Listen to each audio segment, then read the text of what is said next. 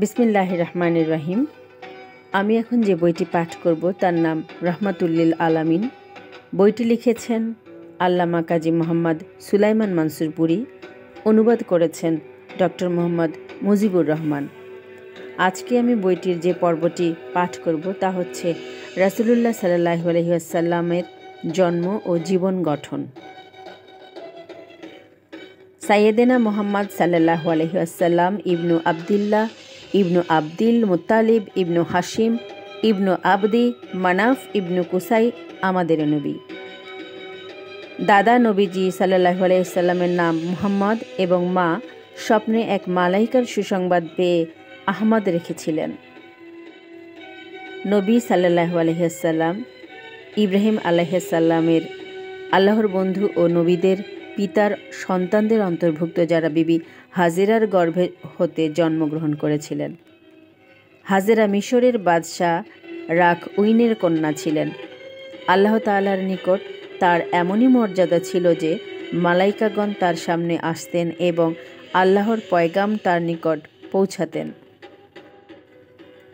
হাজেরা বিবির পুত্রের নাম ইসমাইল আলাইহিস সালাম, যিনি ইব্রাহিম আলাইহিস সালামের প্রথম সন্তান ছিলেন।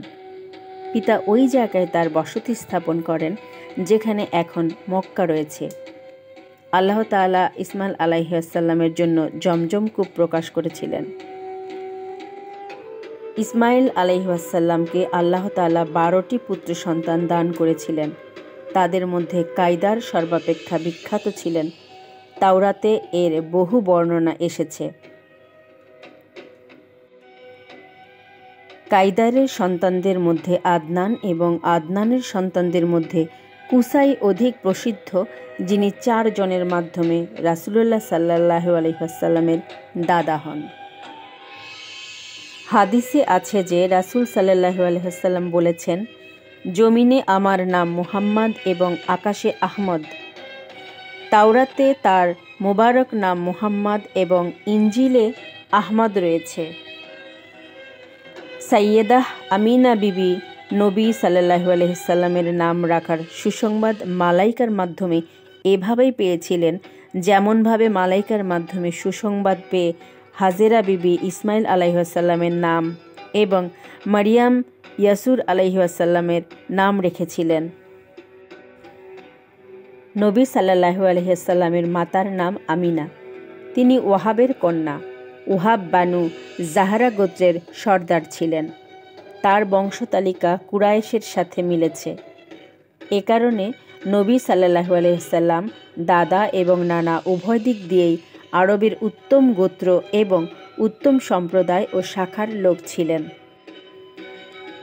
আমাদের নবী সাল্লাল্লাহু আলাইহি সাল্লাম বসন্তকালে সোমবার 9 রবিউল আওয়াল আমুল ফিলে আবরাহার হাতি নিয়ে কাবা ঘরে আক্রমণের বছর মোতাবেক 571 খ্রিস্টাব্দে 22 এপ্রিল মক্কা মুআজ্জামায় সুবহে সাদিকের পর সূর্যোদয়ের পূর্বে জন্মগ্রহণ করেন।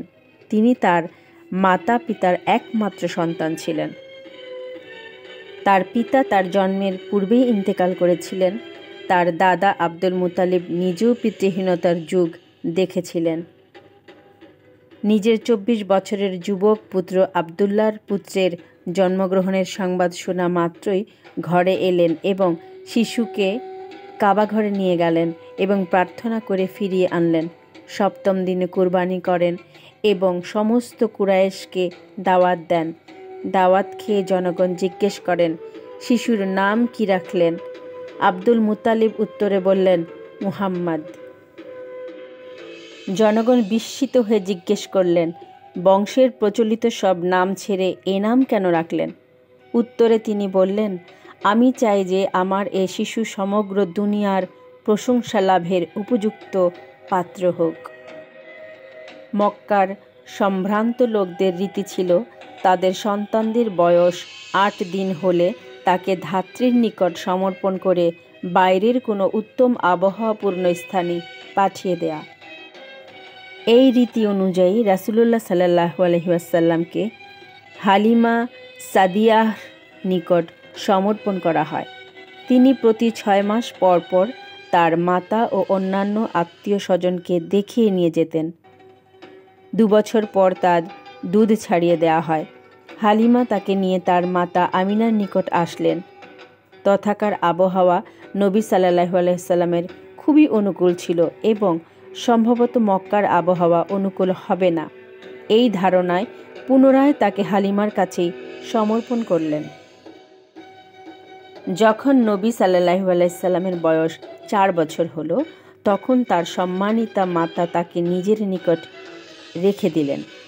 যখন তার বয়স 6 বছর হলো, তখন তার মাতা ইন্তেকাল করেন এবং দাদা তার লালন পালনের দায়িত্বভার গ্রহণ করেন। রাসূলুল্লাহ সাল্লাল্লাহু আলাইহি সাল্লামের বয়স যখন 8 বছর হলো, তখন তার দাদা আব্দুল মুতালিব 82 বছর বয়সে মৃত্যুবরণ করেন। আবু তালিব রাসূলুল্লাহ সাল্লাল্লাহু আলাইহি সাল্লামের চাচা ছিলেন এবং তার পিতা আবদুল্লাহর সহোদর ভাই ছিলেন। এখন তিনি মুহাম্মদ সাল্লাল্লাহু আলাইহি ওয়াসাল্লামের লালন পালনের দায়িত্বভার গ্রহণ করলেন।